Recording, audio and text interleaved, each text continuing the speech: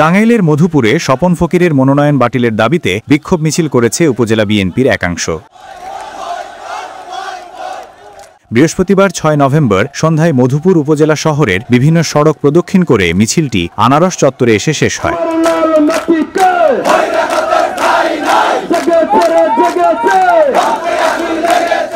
বিক্ষোভ মিছিলে উপস্থিত ছিলেন মধুপুর উপজেলা বিএনপির সাবেক সহসভাপতি জয়নাল আবেদিন বাবলু, বিএনপি নেতা আনোয়ার হোসেন, উপজেলা যুবদলের সাবেক সভাপতি মান্নান এবং যুবদলের সাবেক সদস্য মনিরুজ্জামান আসিফ সহ স্থানীয় নেতাকর্মীরা। বক্তারা বলেন, তৃণমূলের মতামত উপেক্ষা করে জাতীয় নির্বাহী কমিটির সদস্য ফকির আনাম স্বপনকে মনোনয়ন দেওয়া হয়েছে, যা মধুপুরের বিএনপি নেতাকর্মীদের প্রতি অবিচার। তারা বলেন, মধুপুরের প্রকৃত কর্মীরা এই মনোনয়ন মেনে নেবে না। আমরা চাই মধুপুরের সন্তান ও কেন্দ্রীয় বিএনপির নির্বাহী কমিটির সদস্য অ্যাডভোকেট মোহাম্মদ আলীকে ধানের শীষ প্রতীকে দেখতে।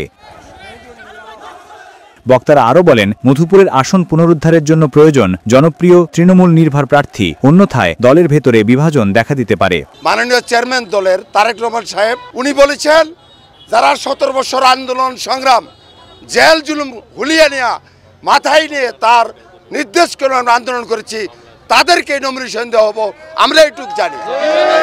তার উনি বিশ্বাস করে আমরা যারা নেতৃত্বে অ্যাডভোকেট মহোদয়ের নেতৃত্বে যারা আমরা মামলা হামলা খেয়েছি, আন্দোলন সংগ্রাম করেছি, তাদেরকে বাদ দিয়ে আজকে কোন ইশারায় জরিপ না করে কোন ইশারায় অন্য একজন প্রার্থীকে দেওয়া হলেও এই প্রার্থী মধুর রসি মানে না। প্রিয় বন্ধুরা, আমাদের মধুপুরের মাটি ও মানুষের নেতা, আমাদের মধুপুরের স্থানীয় সন্তান অ্যাডভোকেট মোহাম্মদ আলী বিগত ১৭ বছর স্বৈরাচারী সরকারের সময় আন্দোলন করেছে এবং মাঠে ছিল।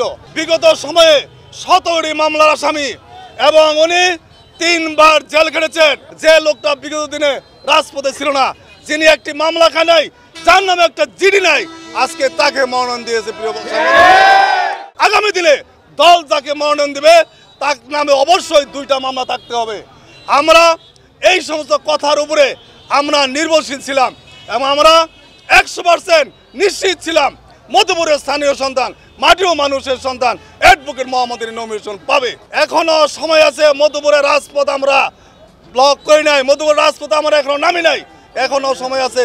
আমি বিনীতভাবে আপনাদের কাছে অনুরোধ রাখবো, দয়া করে এই মনোনয়ন চেঞ্জ করে এই মন বদলে যিনি মাটি ও মানুষের সাথে যার সম্পর্ক তাকে মনোনয়ন দেওয়া হোক। মধুপুরের জনগণ মনে করে মধুপুরের 70 থেকে 75% সাধারণ জনগণ ধানের শীষে মোহাম্মদ আলীকে ভোট দেওয়ার জন্য মানুষের কেন্দ্রীয় নেতৃবৃন্দ মধুপুরের বাস্তব অবস্থাটা জানে না।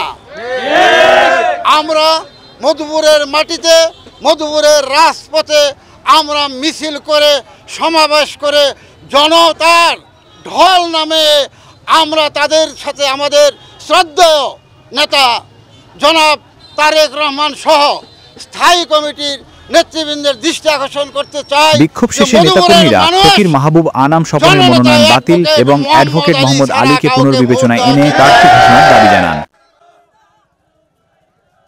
Desk report, 24 hours Bangla.